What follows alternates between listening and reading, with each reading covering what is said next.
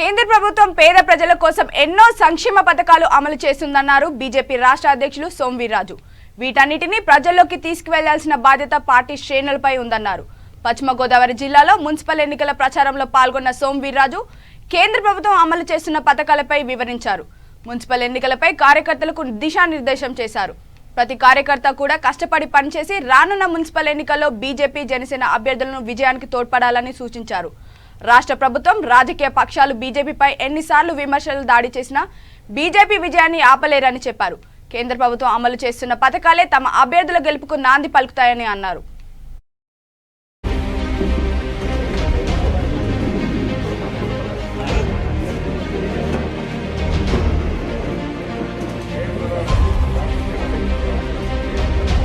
Corporation ఎన్నికల నిమిత్తం ప్రచారానికై ఏలూరు వచ్చారు. మరి వారితో నారాయణ గారు, అలాగే జనసేన అసెంబ్లీ కన్వీనర్ రెడ్డప్పల నాయుడు గారు అందరూ కూడా విచ్చేశారు. మరి గత కొంతకాలంగా జరుగుతున్నటువంటి వివిధ ఒత్తిళ్లకి భారతీయ జనతా పార్టీ జనసేనలో మరి సోంవీర్రాజు గారు ఈ రోజున ఇక్కడ పర్యటన నిమిత్తం వచ్చి ఆ తర్వాత 43 ఎన్నికలు జరుగుతున్నాయా లేకపోతే వైసీపీ ప్రభుత్వం సొంత ఎమర్జెన్సీ ఏమన్నా రాష్ట్రంలో ప్రవేశపెట్టిందా? అధికార యంత్రాంగం పూర్తిగా ప్రభుత్వ పక్షాన నిలబడడం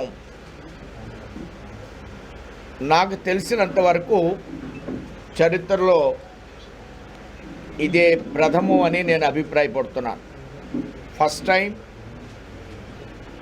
ఎన్నికలు ఈ విధంగా జరుగుతాయనే అంశాన్ని ఎవ్వరూ ముందస్తుగా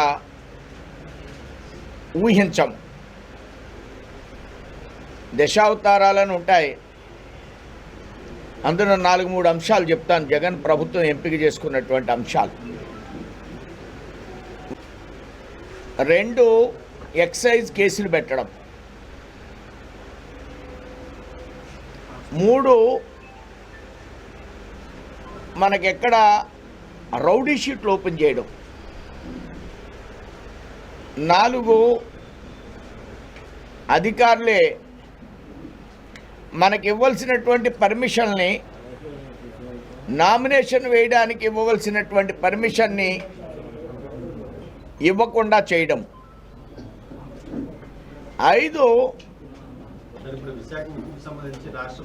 ఈ బీజేపీని ఓడించడానికి అందరూ కలిసిపోవాలంటాడు నారాయణ. దాంట్లో స్టీల్ ప్లాంట్ని పెట్టేస్తాడు. బీజేపీని ఓడించాలి, మోడీని ఓడించాలి. నారాయణకేమో ఓట్లు లేవు, ఎక్కడ నారాయణ గారికి ఎక్కడ ఓట్లు లేవు సిపిఐకి.